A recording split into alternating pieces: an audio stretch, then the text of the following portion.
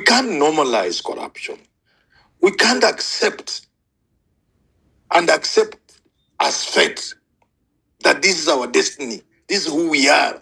We are so corrupt. We must remain like that. We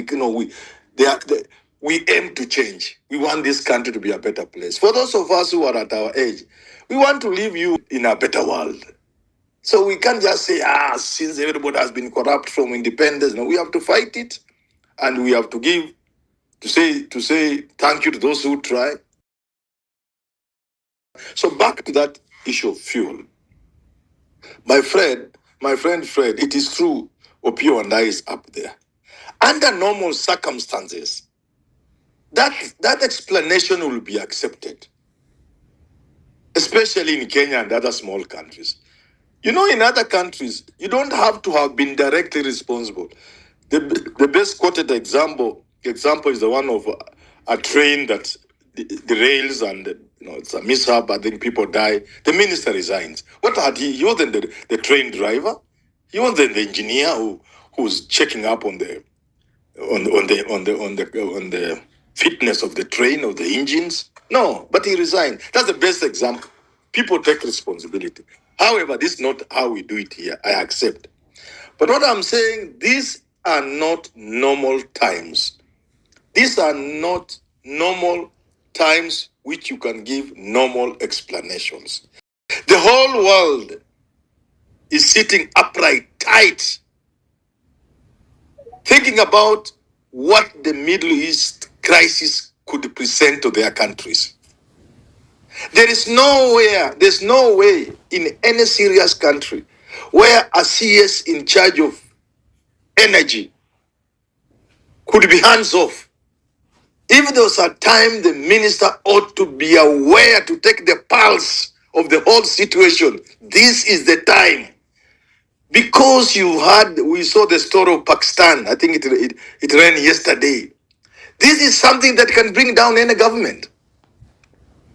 It can end Kenya as we know it. So it can't be a time when the minister in charge of energy or petroleum products can be said not to have known what was happening. Moreover, if you look at the communication that has gone on, this thing was played at a very high level. And there's no way the game and the ball can be that high without the key players knowing what was going on. And there's therefore no way you can absolve the minister when they come. I'm not saying he should resign. I'm not saying he should be fired. I'm just saying if there is a possibility that he didn't know what was going on, then that's the reason for him to be fired.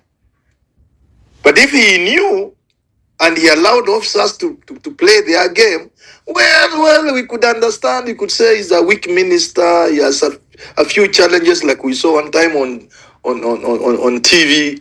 We could forgive him. But if he didn't know at a time like this, with the oil crisis in the world, which could bring down governments, then we can't forgive him. Then we can't allow him even one more day in that office. But I'm just hoping that, some of these things are played at levels higher than even the minister. And I agree with Weston. We will wait for explanations from different quarters, DCI, EACC, from State House, from wherever. So let's wait. But we cannot say the minister can be forgiven because those matters were being handled by lower officers. We can't. Not when we are facing the oil crisis. Thank you, Deba. Let me continue with my food. So did the president pass heads when he went directly to the head of public of the civil service to deal with the trio that have been enrolled in this? I don't know how much he had. Because reports reports coming to hand that he's the one who directed the head of civil service now to take this particular position that we are in today. So by the time the president gets into a matter, he must be having full information or sufficient information. And perhaps because of that they have resigned. Perhaps it is because of that they were arrested. Perhaps it is because of that they are being arraigned in court. So we wait and see. The president cannot pronounce himself on matters before he has sufficient information. Let's hope he has sufficient information. But if that be the case, then I will expect more heads to roll. Indeed. And a serious reorganization of the sector. Just hang on, Fredo. Hang on. Hang on. Just 1 minute to support what Manyora said. I agree with him. You know, the president is the consumer of raw intelligence. And I said earlier when I was speaking that by the time the president makes such decision, the information has reached his desk that this is the actual truth about this scenario. But where Manyora goes wrong is only one. You know, this issue of Wandayi, the only time that the president can dismiss a cabinet secretary is stipulated in the Constitution in Article 132, read together 152.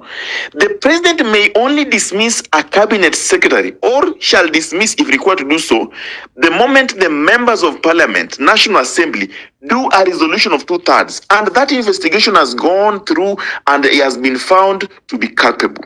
Until that time, he cannot. The president wrong. You are giving people wrong information. The president. No, that is the information. There are two ways a CS can lose their job. One, through parliament, like the one you are saying. But two, the president can just sack you. He doesn't need to have any reason for sacking you. Now, you serve at the pleasure of the president. In this case, Professor, my good friend, Professor Herman Manyora, yes, the president has no reason to fire the two cabinet secretaries. When he finds that reason, he will do so. As it is, because he has not done it, our assumption is that he has no reason yet. So let's not speculate. Number two, there's a photo going around on social media that Opio Wandayi bought a house in Karen worth 400 million by proceeds of this fuel fraud. That is false. That is propaganda. We know it. Our detractors are using it. Right. Let's be honest. I am saying the CS can resign, he can be fired, or he can be found not to be fit to hold office through the process of National Assembly. I hope that the president has information. And if it is true that these two cabinet secretaries were involved, then the process of dismissing them is elaborate. Thank you. And documented in law. Thank you. All right. Let it also be not lost on us that even these cabinet secretaries, they are appointees of the president. He can dismiss them anytime he wishes to, regardless of whether they're performing or not, as we've seen it before. So that is the honors of. So I've even tried to make him like a co-host. I think.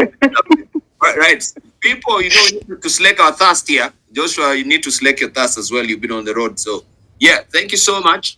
My apologies. My apologies. No, you don't go back your water. You